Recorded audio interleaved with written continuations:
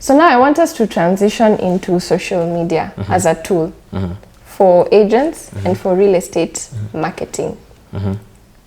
And I want us to start off by your very famous online ad that went viral for a week. Yeah.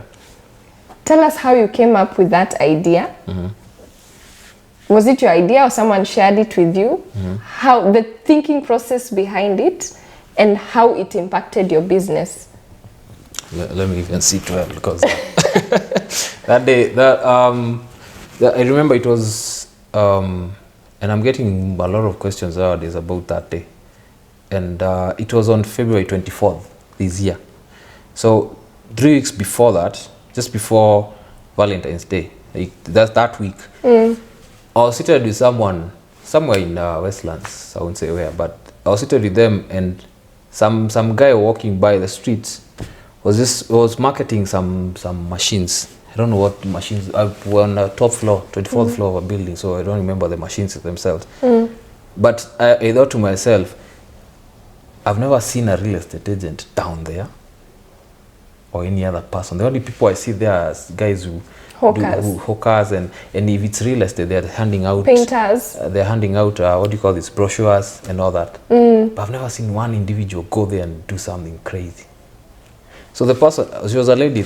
I asked her, what do you think if I went to the streets to start shouting, I sell property, come and buy from me?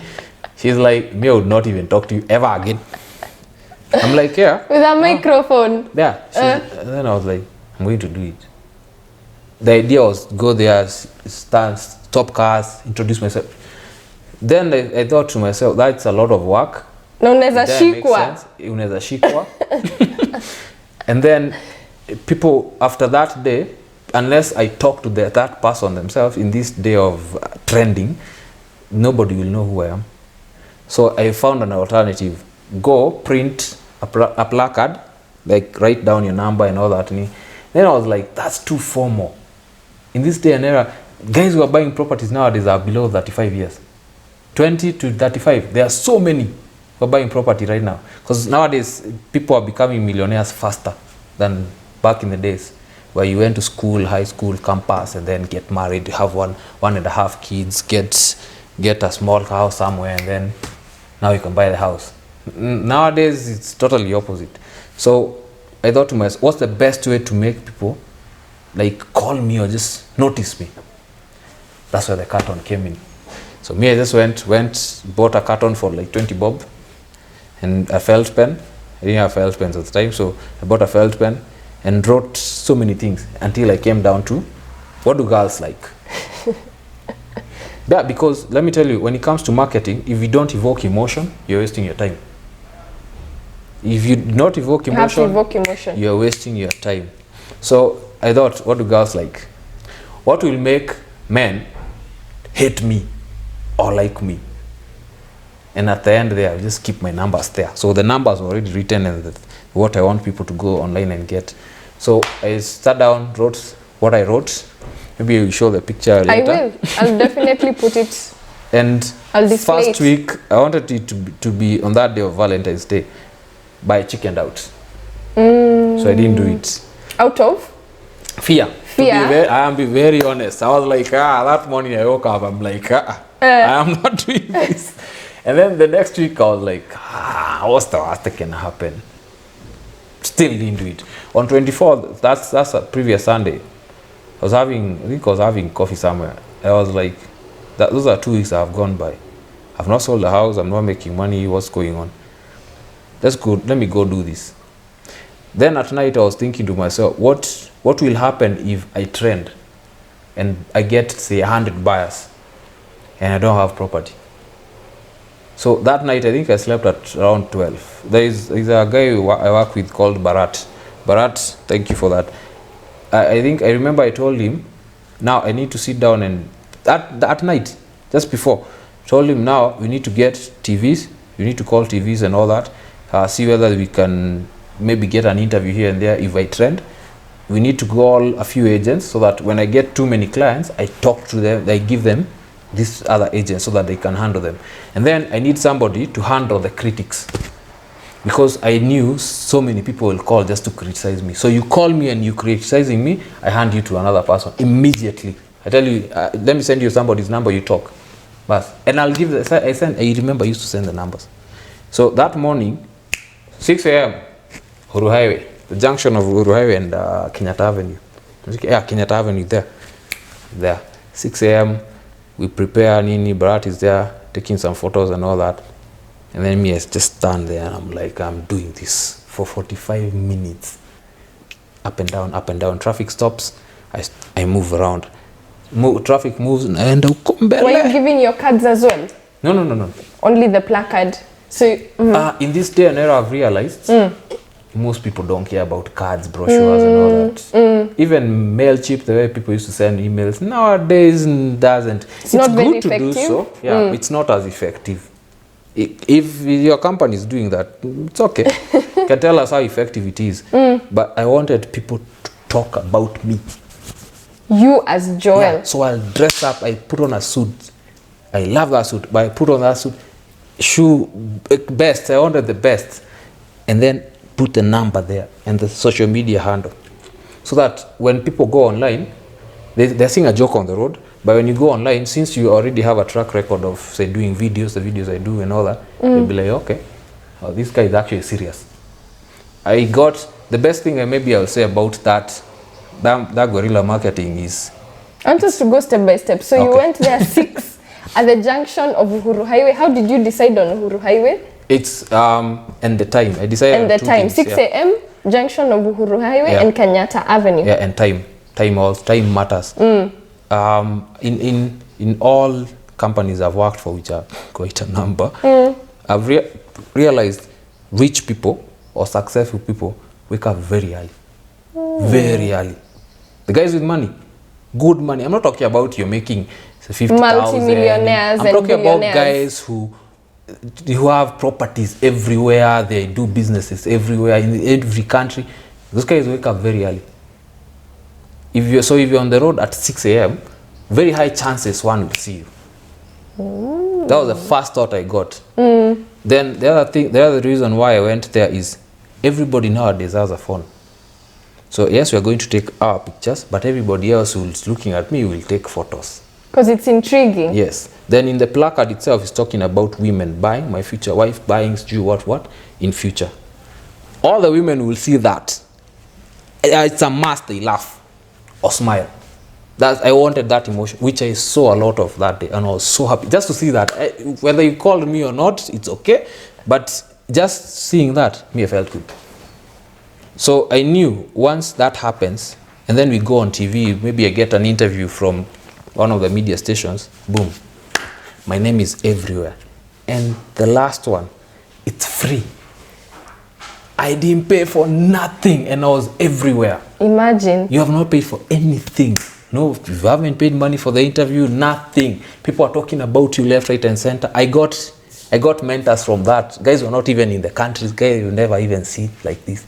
Guys I call today and I have an issue, and they're like, they give me direction. Do this and this and this, see whether it works. I got that from that thing. So if you ask me, I would do it again. Wow. I would do it again. And this time I will do even a crazier thing. Yeah, I won't even hold a placard. Now I'll even get maybe a seat somewhere. You know, these camping seats, sit there with shorts and a placard there with some juice. I'll do that. So you're saying you were there for 45 minutes? Yeah, close to 45 minutes. And you launched it first on which social media channel? I didn't post it first. People posted it first. For you? Yeah. Okay. Because guys were taking photos and all that. So it started trending before I even realized what's going on. When I stopped and now I sat down at the parking lot, that's when we sat down in Bharat and we were going through social media. It was everywhere. Who was your first family member to call you? Who was it? My cousin. I think it was my cousin. My cousin in Mombasa. Akakupigia akasema? First thing, as we are very close, first thing he told me, wewe bangenye umekunywa wewe. I will just say it as it is, because that's the first thing he told me. Wewe bangenye umekunywa wewe. Are you okay? So people found it crazy? Yeah. most people who call me, they thought you're crazy. The guys who only thought you whatever you've done, I wish my team. There's some people who are calling me and they're like, I wish my team could do what you're doing. It's very bold, very daring. And I'm like, okay, wow, I had not even thought of that, but yeah. But yeah, that was scared to death. Imagine I would never imagine you as a scared person. I have stood in front of thousands. I used to write poetry and all that. And I used to perform it in front of, there's a time I was in KU and Culture Week. That was awesome. Thousands of students. And you're in front of them performing. That was nothing. That day, hey, you're standing there, smiling like it's called a chassis cat. You're just smiling there. Lakini ndani ya roho, it's like this. Beating. Yeah, but you're smiling. And you're looking good. Yeah, even in the interview, the interview did with K24 that day. My head was, I was still not thinking, okay, they even called for an interview. Yeah. My friend Rose Gako, I remember, she's a TV anchor there. She's the one who called me and she was like, okay, you come, we do the interview for you. I was like, are you sure? Because I told her, are you sure you want me to come? She's like, yeah. I've even organized everything. I'm like, okay, this thing is serious. So the result exceeded your expectations? Yeah, you are not expecting. Most of the things that happened that day, throughout the week, I was not expecting. And then I'd never been to more offices and more people's homes like that time. Guys were CEOs, so many people calling, just come, we talk. Big guys, and I'm grateful to all of you. And some of them we still talk to date. They haven't bought anything, but you initiated that relationship. Yeah, which I appreciate to death, and I will do it again. Free marketing, who wouldn't want free marketing? I will do it again. And that's such a big lesson to us, the boldness behind it, the planning. Because you've planned it for 3 weeks. You have to plan. And then you've planned what will happen before, and then after it goes viral. Yeah. So the whole strategy behind it is quite interesting. Yeah. That you thought it through, and that the impact was there because of how well thought out it was. Yeah. You thought out the whole thing. Yeah. So now I want us to talk about social media. How you use social media. How you would advise agents to use social media for their business. Which social media platforms have worked for you and why? Perfect question. I don't have so many answers because I have very few subscribers. But the few I have, they actually call. I love the guys who follow me. I love that. They don't comment, they call. So someone will just call to just talk to you. Me, I'll save your number ASAP. You call me, I'll save your number. You're not buying, it's okay. You called, it's okay. For me, in future, when I'm that decade or 40, you might buy. Yeah, and they will buy. So the one thing you need to identify first before you even go to social media, and if you're there already, first go back to the question of why. Why are you there? On the social media or in the business? Why are you in social media? Why in social media? Yeah. First answer that question. Because you'll find, yes, you sell property or you sell cars and all that. So you started posting. In Kenya, I see this thing of posting pictures every day. So when I go to your page, it's pictures of the same houses every single day. Now, the question you should be asking, if it was you and every time you go to a certain page, that guy you follow, that lady you follow, do you always see them posting the same things? Have you ever seen Huda always posting makeup? Do you want to see the makeup or you want to see Huda? You want to see Huda. Sorry, so she'll show you a bit of Dubai. Yeah. What she's eating. Where she's going. I think we let me put it bluntly. We grew up, especially here in Africa, we grew up without. And when you get something, we want to show it to the whole world. So you grew up without seeing nice houses, skyscrapers back in the village. When you came to Nairobi, you've seen them, you become an agent now, you want to show the whole world. So you want to show people, these are the properties I have. People don't, in social media, people don't want to see that. What do they want to see? People want to see you. Social media cares about 3 things. And let people know and lie to you. Social media cares about how you look, what you have, and where you spend it. That's it. Guy, everyone, across all ages. Look at anybody who has a following of 1 million, 2 million, Nani. Today I've mentioned so many of you. Akothe, Betty, Nani. Kim Kardashian. Yeah. People don't really look at, she does this, at she like, say, Akothe does music. So if her page, it's always the song. Hakuna mtu angekuwa anafuata. Not even one. Betty is into hair. She was a news anchor the other time. Every time she posts, it's always hair. Not her, just the hair. I want you to get not her face, just the hair.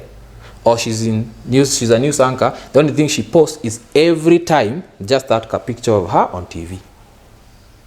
That would be a boring ass page. Nobody would follow her. It's a fact. No one. You are whatever. So if you're doing social media and you're a real estate agent, you need first to identify what do you want people to know you for.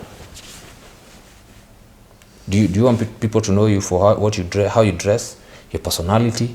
Do you want people to know what do you want people to know you for? You need to ask yourself that question. When you answer it, don't ask people. Sit down. I don't know why people don't take books down. Take a book and pen. Write it down there. A book, not paper. Write it down. I want people to know me for this. When you define that, go get the properties that relate with that. Then practice. You want to shoot a video, you want to shoot a picture, do it. Forget about that it's ice quality, the background has jewel. No one cares, just shoot. Just do it. You have a phone, use the phone. Just shoot. You remember Samsung Galaxy Pocket, the old school phone. Quality was so bad, 2 megapixels. Shoot with it. Let people see. No excuses. Just start. Just do it. Why? Because when they start criticizing you, then they see the next picture looks a bit better than that one. The people who believe in you start seeing you. If you look at my first video, the comments down there, they are so bad. People have the houses, but the guy presenting, they're like, dude, it's you, we are seeing too much of you. Let them talk.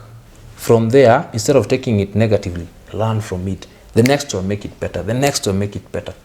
But don't go to social media. Social media is about selling you. Forget about the property.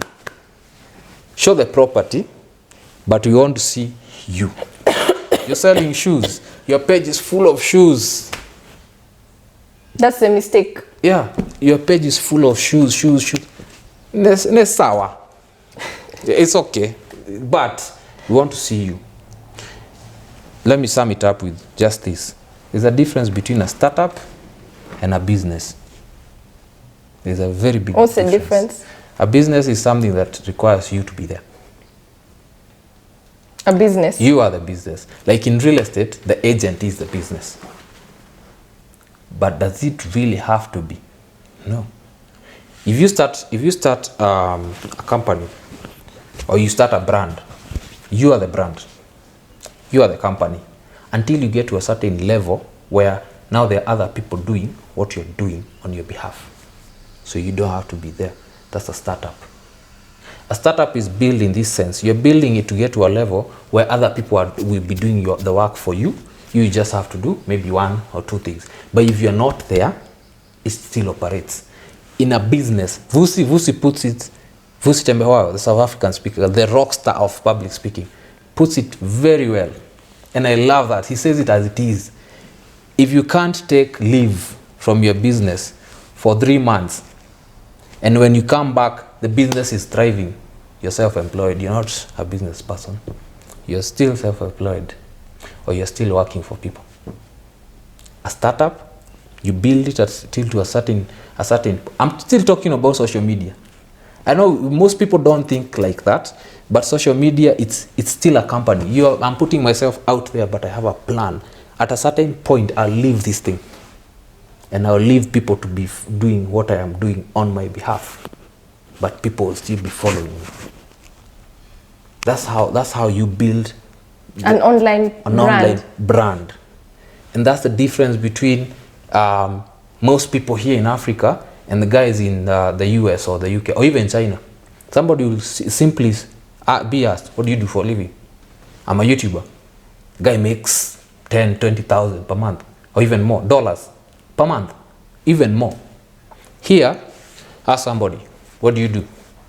I make videos for YouTube. You're not even sure, because you think your competition is here, is in your locality here. So you think you're just in your own cocoon or in Nairobi. No, you put a video out there, anybody in the world can watch global, it. and that's the power of social media. So never forget, you're competing with people out there, not here. Worldwide. So if people in China hate you, you need to think about your brand also globally. Yeah. To appeal globally. Yeah, and start it now.